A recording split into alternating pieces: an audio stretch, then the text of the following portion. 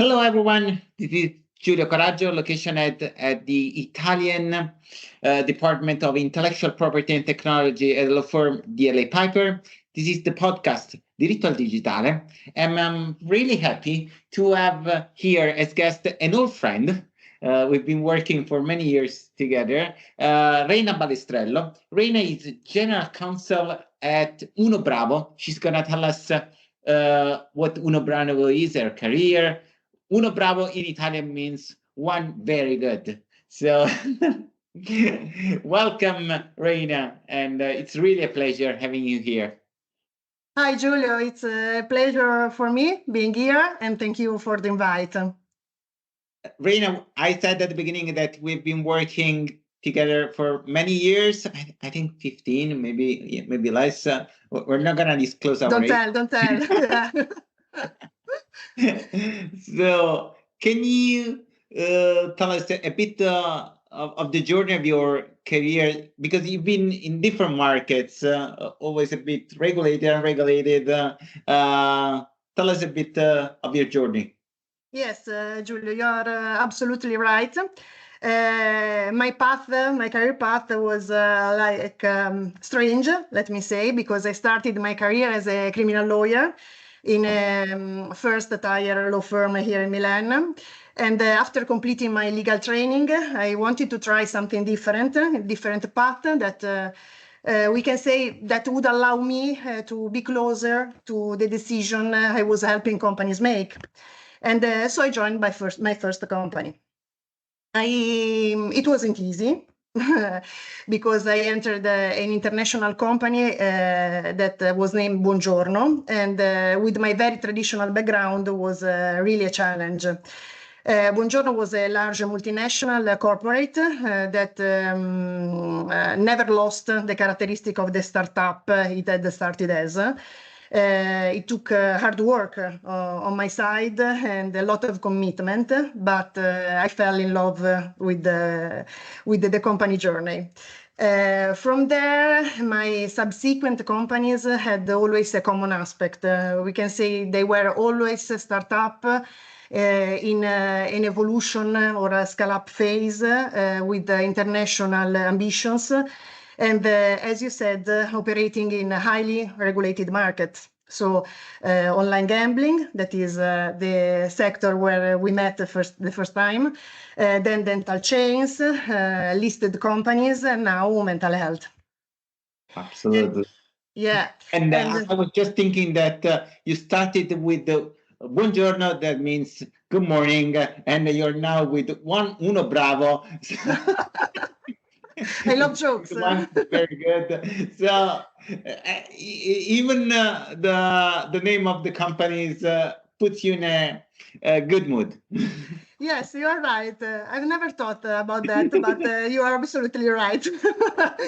Yes. Is there something you mentioned that you've been in companies with, well, in the face of international expansion, but always with a startup attitude? It is something that what is how do you approach a company that is in a startup mood? Because, for instance, Dell always says we are the largest startup in the world, because even though they are a multinational, their approach to business is the one of a startup. I don't think it's only a question of size. What do you think? Yes, I agree.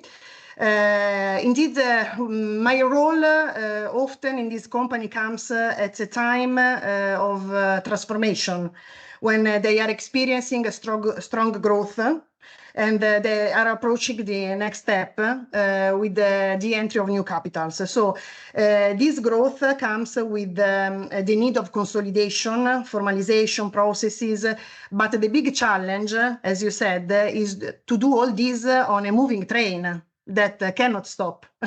So you have to seek solutions that are innovative and especially scalable in other countries as well, in the fastest way possible, maybe for yesterday. And this is the crucial point of the role in such a company. Yeah, really interesting. I do believe that a startup attitude is an attitude that bring the company to grow, to save on resources. I always think that too many resources lead to wasting these resources rather than exploiting them properly. But just a step back, Reina, can you tell us a bit about what Unobravo is? Because it is really interesting, and I think it has very much potentials here in the current historical situation. No, you are right. Maybe it's one of the most interesting sector and growing sector in the last years. So Unobravo is a company operating in the mental health sector. Its founder is a psychologist, and this aspect, without doubts, permeates the company and represents its essence. This is something that you can experience every day in Unobravo, in the care and attention given to our patients and the psychologists who work with us. Every action or decision are made keeping these crucial drivers in mind, so the patients and the psychologists. The vision that inspires Unobravo, I think it's important to recall because it's our vision, is to create a world where taking care of our mental health is considered normal. So this is, I think that the vision embraces all the things that we are speaking about. Because we really want that mental health is considered something to take care of daily. And in this journey, technology has certainly played and continues to play a fundamental role. Yeah. Indeed, our business operates only online. This is important to stress because also the kind of this podcast, and this would not have been possible without a constant focus on digitalization, and so the digital product and the technological development. Therefore, I believe that Unobravo embodies both the different sources of mental health and technology.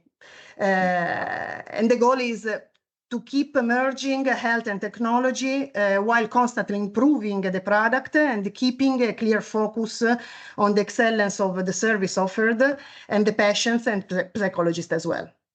Yeah, indeed. I do believe that what you mentioned, that mental health should be normal. People still believe that going to a psychologist is something to be scared of. And I think the digital approach allows people to be more comfortable with that. I do go to a mental coach, but and it is really helpful. But I found really interesting the fact that as part of your job, you had to overcome regulatory restrictions because regulations are not made for a digital mental health psychologist, but for someone that as a hospital or has a traditional studio. So how did you overcome these restrictions? Yes, this is a very good point. This is the challenge of my job and being the legal into this world, because we move in a gray area, let me say. And this allows us to be disruptive, of course, because you have to be innovative and find solutions that are new to not only to the company, but to the sector in general. But it's always very challenging from a legal point of view, because you have to always to balance the risks between the business that want to go, of course, and the fact that the legislation is not not always so clear. So moving in a gray area is my focus, and to keep the balance without stopping the company is my everyday mantra, let me say. Absolutely. But do you think that the pandemic, in a way, encouraged even regulators to find an innovative approach to set to challenge the status quo? Because before maybe the pandemic, it was kind of awkward that I would have a doctor on the other side of the screen. Yes, I believe that they encourage, of course. On the other hand, the legislation is always slow. So technology is much more faster, solutions are much more faster, and so it's impossible to have them proceeding in parallel. So always you have to, of course, if there are a sort of open approach by the regulators, this is very good. But the gray area persists, and is nothing is white or black. So, of course, pandemic helped us and helped all the online sectors, because it's important for the economic system overall, and in our case for the health of the citizens. So we are very proud to have helped during that phase, but it was just the starting point, let me say, because our journey has been very, very interesting. We are growing a lot, and this encourages us to be sure that we are on the good path, and we are helping people, because this is something that we must never forget. Our mission is to help people in this mental journey, and this is something that we really believe in. Yeah, indeed. Reina, here is a tricky question. You saw the release of the latest version of GPT-4 that is able to kind of interact with humans, and I went thought that there would be a new frontier of mental support.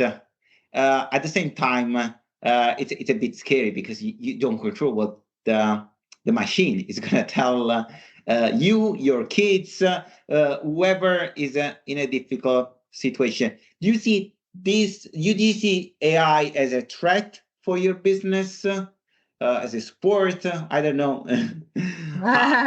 That's very tricky. Very tricky, Giulio. Very tricky.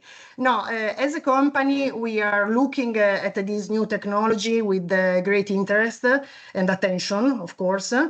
Innovation and technology, we saw and we spoke about, is in our DNA. So everyone in the company is approaching this new world with a very proactive approach. As a legal professional, I see the challenges that lie ahead this new world, as every one of us. The questions that are emerging from data protection point of view to intellectual property, antitrust, and so on. So I think that we have a lot of questions and no answers from a legal point of view. But these are challenges we are ready to embrace. And we have to, because I'm confident that artificial intelligence can be a great companion for us in the future and will help us as well. And so it will be exciting also from a legal point of view and a professional point of view to see what will come. Okay. But I'm sure also that this is a new field where all our problem-solving skills, the creation of innovative solutions as corporate lawyers will come into play as a must. Absolutely. Reina, thank you very much. It was extremely interesting. We will follow the evolution of Unobravo. I love the name. I'm gonna say it on and on. and I love also the entrepreneurial approach of your business and your company. So very well done.